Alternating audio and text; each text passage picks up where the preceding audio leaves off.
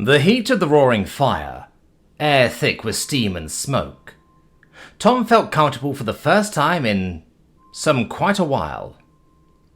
His limbs still remembered the bite of the wind and how stiff and slow they had all been.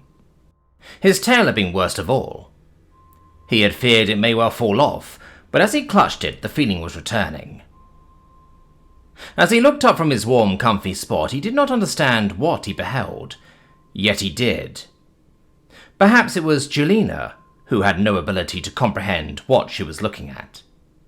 The myriad of pipes, chattering gorges, and levels as the artificer deftly worked the machine of steel and brass.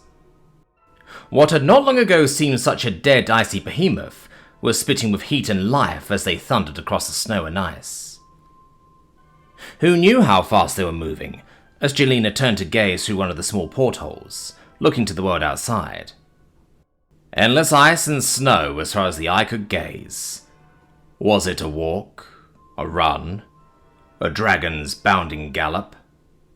The only indication was the spray of snow and the roar of the machine as it thundered.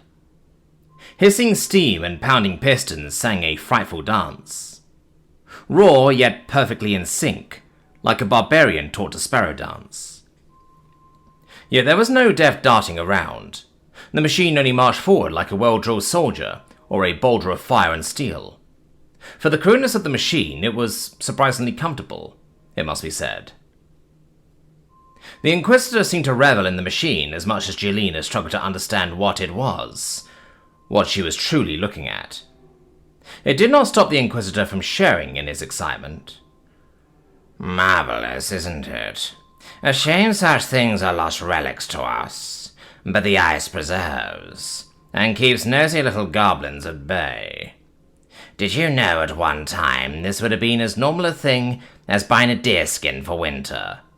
Back then, I doubt they would bother with such barbarity. No, nice woven sheets wrought by mechanical hands in whatever pattern your heart may desire. Brought to your door by a servant machine. A better time. Are you quite sure, sir? Jelena questioned, sounding almost timid. The cold must have exacted quite a toll on the woman, and yet she was not yet recovered. Tom could feel her uncertainty, and the skepticism with everything she was beholding. She did not trust the machine, nor Harvick. She was most certainly on her toes, as much as her foggy mind would allow. You shall see, soon enough. You shall see. What of you two? Are you liking what you are seeing? The Inquisitor carried on questioning, turning to the other two new cadets. She may have proven my favorite thus far, but rest assured, I shall have use of you two yet as well. Estefan and Tritari gave Jelena an uneasy side glance at the insinuation that they had not yet risen to meet the Inquisitor's standards. It was evident that he expected great things, or to simply be proven right that they were a poor excuse for recruits. It did not seem like a competition betwixt the three of them, save perhaps in who would survive till the end. It is befitting of the sanctums unto the city, Sir Inquisitor. That it is. Estefan, have you seen the sanctums many times? Some of the secrets deep within, perhaps? I have seen them once, sir, during our training. Once? Harvick scoffed, turning his attention away from the young cadet who ducked his head, fearful he had made a mistake of some kind. They truly are cutting the meat from the bone. This is the very reason for us to exist. The first reason for there being an Inquisition. The wonders of the old world. To preserve them, hoard them like greedy dragons in a children's tale. But, sir, is that not the job of the archivists? Tritari spoke up, evidently having more of a spine than the young man, or perhaps simply less common sense.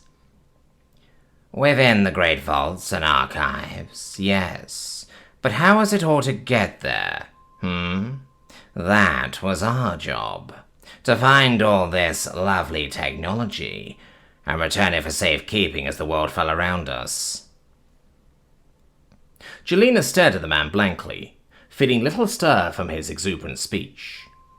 Her mind cast back to their lessons. This was not quite how she remembered the stories of old. Much was locked away for the future, yes, but far, far more was still for good reason. Technology deemed heretical, the building blocks of their realm condemned to destruction. Only records of their horror kept as warnings for those who would come after. So who was right? The teachers at the Crucible, or the venerable Inquisitor? They were here to learn, to absorb, to become true Inquisitors. She did not intend to disappoint. "Does this have anything to do with where we are going, Inquisitor?" Estefan spoke up again, seemingly more frightened of being left out of the conversation than making a fool of himself. "Indeed. We are going to see one of the last great wonders of the world.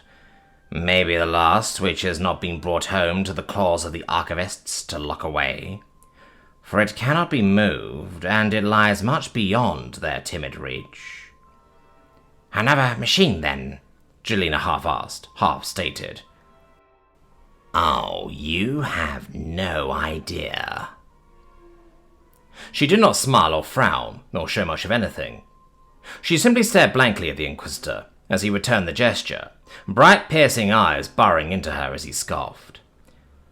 "Looking forward to it." Tom could feel it was not quite so. Inside, she felt as dead as she looked. Why was that? He could feel her mind racing as she turned her gaze to the window once more. Little, if anything, had changed. The serene snow still gliding past like it had from Jarrett's back but a few days ago. A couple humans and a sled team, and they would make this little trek without even breaking a sweat, he thought. But for dragonettes, what lay beyond might as well be space. He chuckled to himself before he settled in to watch the view along with Jelena.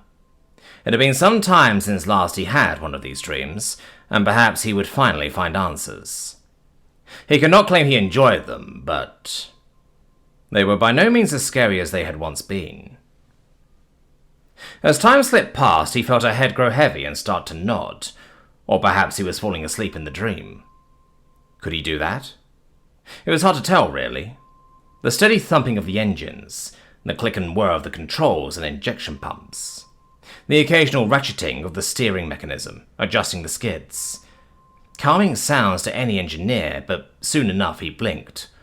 Or maybe it was her. With a jolt she shifted. She had been sleeping. She was not supposed to sleep. Within a moment she was bright awake once more, looking around to see if anyone had noticed. The mood had changed within the ancient snow treader. It was quiet. Darker. The only light was the red glow from the firebox and the iridescent blue of the dials dancing in the night. She had slept for hours, it would seem. Her back was stiff and crooked. As she glanced around, the other seemed to have followed her example quickly enough, though she still cursed herself. Sleeping at her post, how stupid could you be? The artificer still sat at the controls, peering out through the tiny window that looked ahead down the side of the boiler. She got up, walking to the opposite window and staring forwards into the nothingness. Bright white lights shined ahead, though they showed nothing but falling snow, and a few score feet of white nothingness extending into the distance. "You should keep sleeping. You will need the strength." The calm and collected voice of Glaz came from behind her. Jelena did not need to turn to know the imposing woman was watching from further back in the cabin, shrouded in darkness. "But I should not need the sleep." "The cold is draining. Sleep while you can. Trust me, I know well enough." Jelena turned to look into the darkness, seeing nothing but inky black and faint outlines of fiery glow. "And why is it we will need all this strength? All this labor? Holy machines roused, favors called. What is so important up here? We are heading into the den of the beast, are we not?" "You must know what they will not teach you.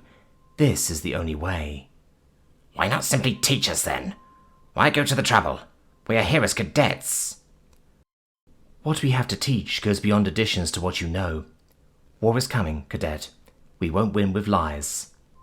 A mighty heretical thing to say, in the company of Inquisitors. Thus we ride north. The truth does not care for dogma. Sleep. You will know soon enough that something must be done, and it must be soon. I do not have a choice in seeing, do I? Of course not, but do not pretend you do not want to know, Glass replied in good humour. Jelena found that despicable about the older woman. She could not stand joking and jesting on such serious matters. They were accusing the very teachings of the Inquisition of being false, though in what regard she did not know. Such blasphemy they had been taught to stamp out like an errant flame in a hay barn, but she could not help but wonder just what did they have to show them, and why bother with a mere free cadets? Sleep now, you goat-headed fool. You will not get the time in the morning. Jelena did not furnish her with a proper answer, simply turning to her spot and setting about arranging something marginally more comfortable. Though it was little more than a sack to lean on, as she once more sought to drift off to sleep, mind racing. What was it they were going to see? And why would they not simply tell them? Tom had to agree he was asking the same questions, and in a moment of contemplation the memory flashed once more with a jolt. They were slowing down. It was the brakes, or perhaps just steam being cut to the engines. Jelena looked up to see what was going on. Light had returned. They had driven through the night. The wind was howling around the cabin outside. Peering through the porthole, she saw nothing but white as the artificer worked in the steering box, turning them left and giving Jelena a view of whence they came. Long straight tracks, 3 of them. 2 narrow outer-like rails cut into the snow, and the wide, long, upchurned centre path. As they made it to a full left-angle turn, the machine shuddered, and they came to a final stop in but a moment, much to the delight of Harvick, who gave the artificer a hearty slap on the back.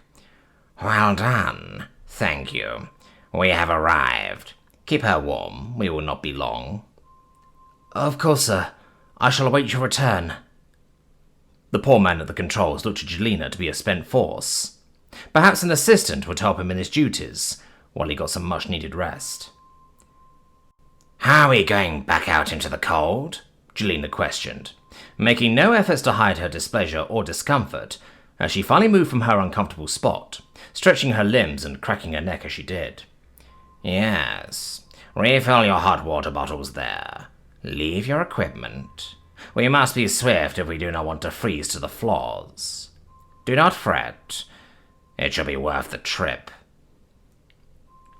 They did as they were told. The long-since-cooled liquid dumped into a small grated receptacle. The machine did not waste, it would seem. With a hiss of steady steam of scalding hot water pour from the little spout, filling each skin and bottle with speed and ease. Ooh, gotta remember that part. Definitely useful, Tom thought to himself, as the little group prepared. Much of their party had been left in the hangar, along with the dragon, Chaika. They were using an oven there to keep warm while they waited for Harvick's return. Jelena hoped it would be a quick return, and Tom could not blame her. He didn't know how far north they were, but he doubted it had gotten warmer. The lever was pulled, and the clank of the door locks releasing could be felt through the floor. Soon the doorway parted in 2, and they slid out into the side, opening the cabin to the biting wind. Harvick did not flinch in the face of the chill. He seemed to revel in it, just like his dragon, standing in the doorway and reveling in his self-importance, or whatever else was driving this expedition. Very well. Let us be off. Follow me and be swift about it, or you shall freeze to the floors. Jelena stepped up to the doorway, and was blasted with a freezing wind so terrible that it tore an involuntary gasp from her. He and she closed their eyes, and the blackness overtook the memory. Only the howling wind remained. Then his eyes shot open once more to a new visage. The snow-covered landscape around Bismarti Keep, covered in snow, and the biting wind blowing against his mostly bare body. This is for that snow shit, Jackie called out, and he felt himself go weightless. and he screamed as he tumbled out the window for a fraction of a second before the line went taut and he swung back against the wall, having fallen no more than a few feet. Still, it had been a rather harrowing wake-up call as he dangled there looking around, trying to regain his bearings.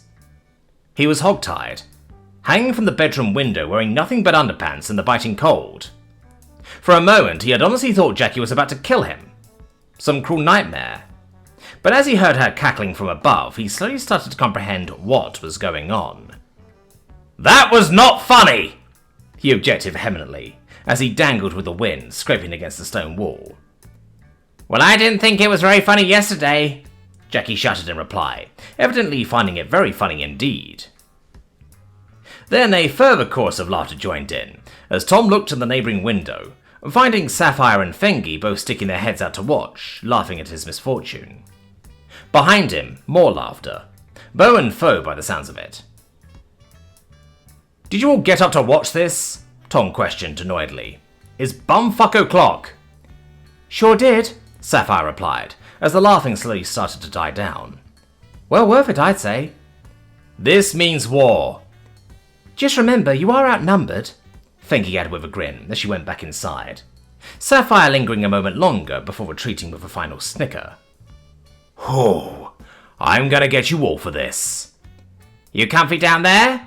Jackie questioned from above, still chuckling to herself and evidently very proud of her actions.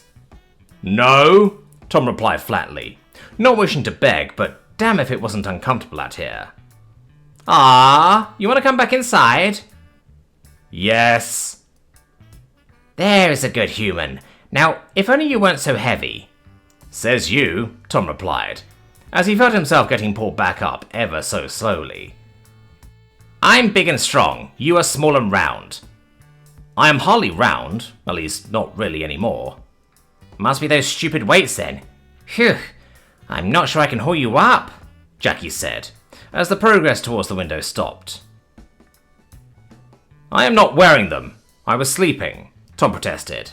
"Must be residual weight or something then. Gosh, you are heavy." "Jackie, don't you dare." "Sorry, I need a little break." And with that, he was lowered back down. "I'll try again in a bit." "Oh, I am so gonna ruin your morning tomorrow." The joys of winter. Stuck inside all day. Not much proper light to be had unless you were going outside, and fuck that. The snow just kept falling, covering everything in feet's worth by now.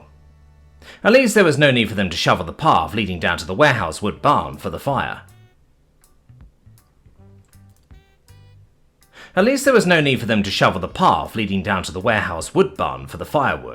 As Tom had attacked the task with gusto. Saph wasn't quite sure why, but he seemed to find the whole thing very enjoyable.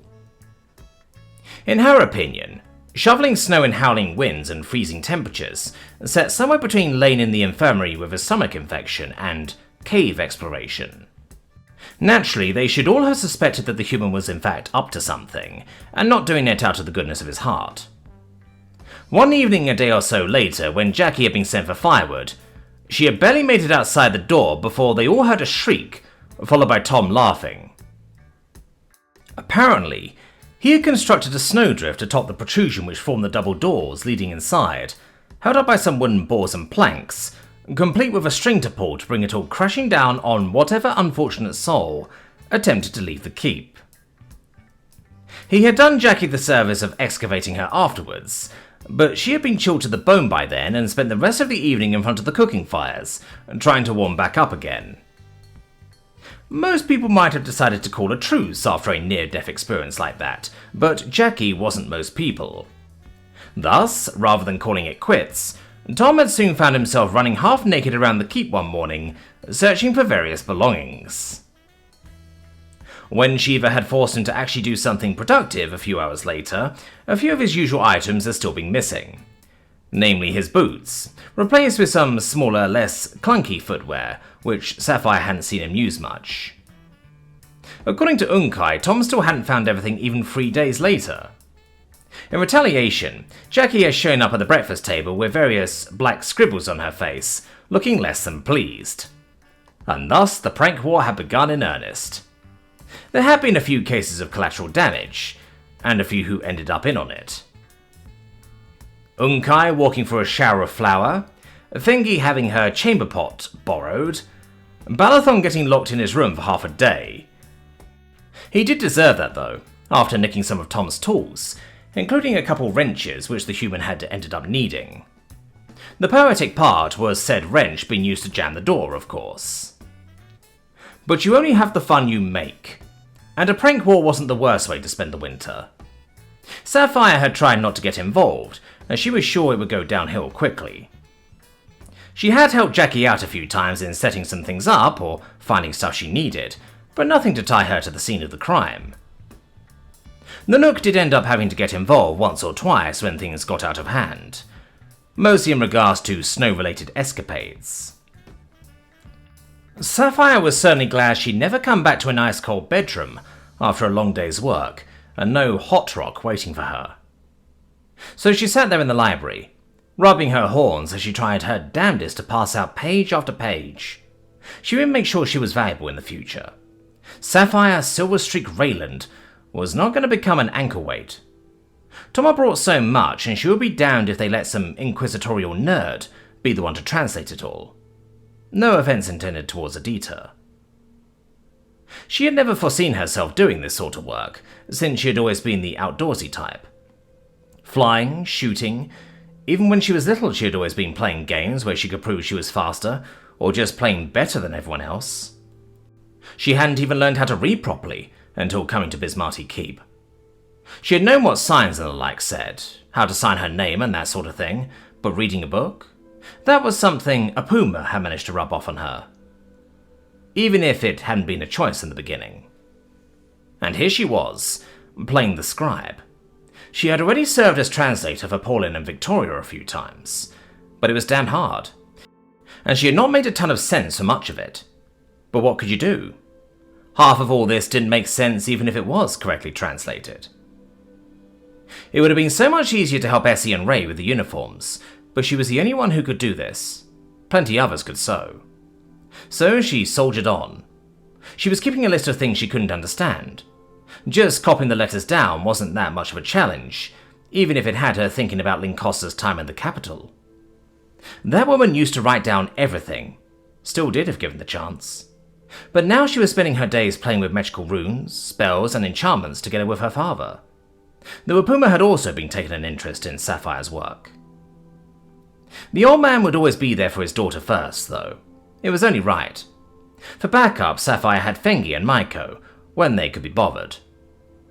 Neither were bookworms by any stretch, but they could at least read. Maiko was even halfway decent at it. Writing too. Likely a result of the nice schools his parents had put him through while they were away on the job. Of course, there was a bit of selfishness involved as well. Things were looking great for them at the keep, but she wouldn't just be rich because she was a huntress at the keep. She wanted to climb the ladder and make sure she was at the top, especially as new people inevitably would start flooding in. And if she was the best at reading Tom's stuff, there was no way she wouldn't end up with some fancy well-paid job. And it would help them keep the stuff to themselves at the keep. Maybe she could translate works which they then sold to places that need them. She was currently trying her best with one of his books on farming. Surely that would be a bestseller if they could get a translated version printed. S-E-E-D. She sounded out the letters, consulting her notebook to see if she had it down already. It took some paging before finding what she needed. Ah, seed as in grass seed, but what is C-O-A-T-I-N-G? He said that before, but what was it? Something about painting? Oh, it was about the white enamel on our armor. What has that got to do with seeds? She held at the book to look closer at the word, as if that would somehow magically make her understand. Then the doors opened, revealing Dakota with Lothar on her tail. Ah, Sapphire, have you seen my mother? No? Sapphire replied honestly. Not seen her all day. Dakota sighed to herself. Oh, well, do you know if Jackie has hauled Tom back inside? I think so. Pretty cold out there. Yes. We cannot have him get sick. Can humans even get sick from cold? I would rather not find out. Oh, and Sapphire? Raouf believes it is going to get colder. Much colder. Storm is coming. Perhaps one bad enough we shall have to turn in until it passes. Oh, that's a bummer. And here I was being productive and everything. How long we got? A couple days at least. We shall have to see. He has been wrong before with his predictions, least of all when this far away. And I see that, yes. Keep up the good work. I shall have to see where the Nook wandered off to. Perhaps she has found Paulin. Would explain why she is not in here looking over your shoulder. If that's why, please let them be. I do not need the archivist asking what it all means. I barely know. Do you know what a coating is? Not in the slightest. I shall see about keeping her busy. Take care now. We shall need translators desperately in the future. That's the plan, good old Sapphire the bookworm. Surely it beats knitting. I don't know about that, to be honest. Oh my, is it really that bad? It's farming, but it's talking about painting the seeds, I think. Are you sure it's not about soaking them first? I know Raouf sometimes does that with water before planting. Sapphire just looked up at the gilded Huntress, glaring at her a little bit. Right, of course. Shall I see if I can find Raouf? Perhaps he can enlighten you. Well, it was official. A storm was coming, and it was going to be a nasty one. For now, work continued on the various parts that would be needed for the boiler and steam engine, as well as piping for the whole keep, but there was no way they would finish up before the storm hit. Maybe he could use the time laying pipe around the keep, or assembling what he could on the steam engine.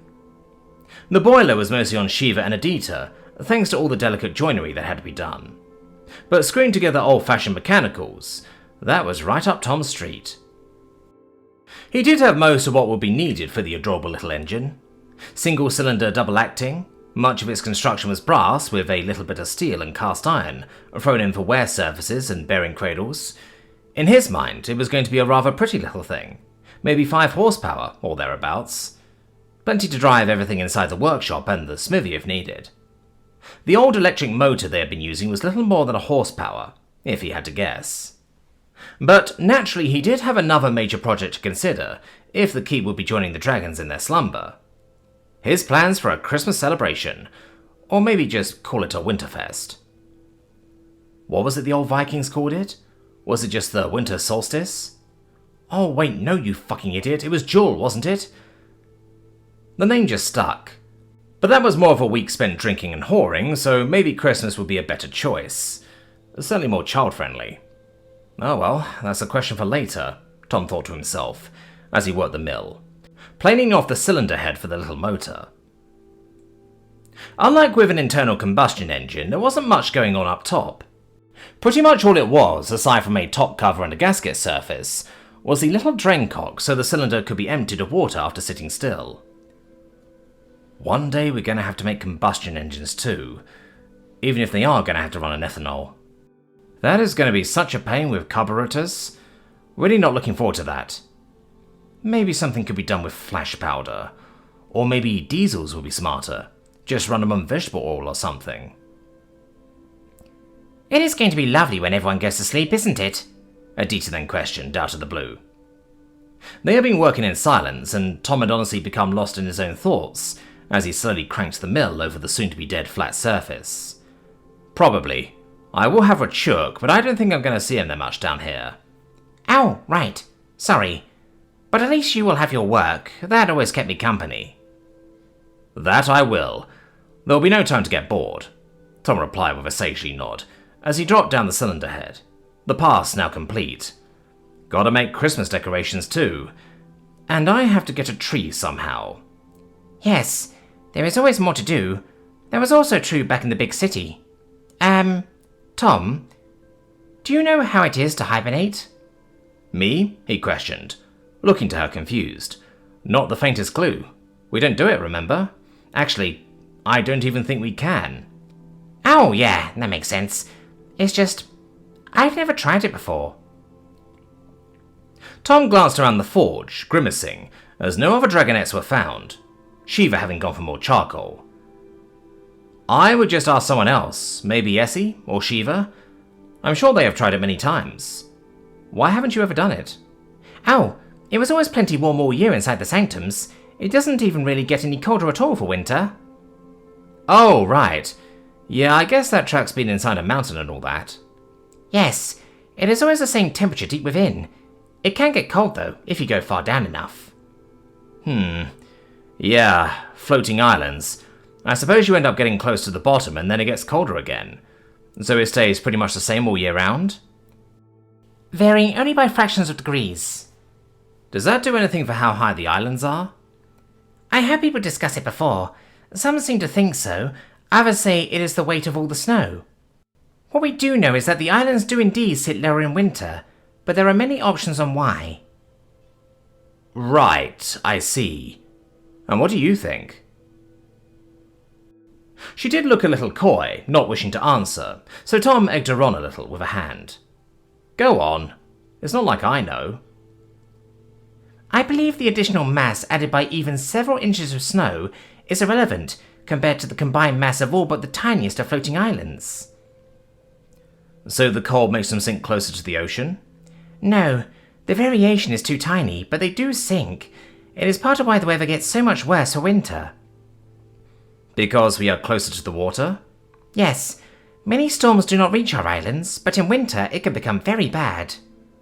Oh yeah, I guess that makes some sense. We fly over the tops of even small hurricanes up here, I bet. Or at least the worst of it.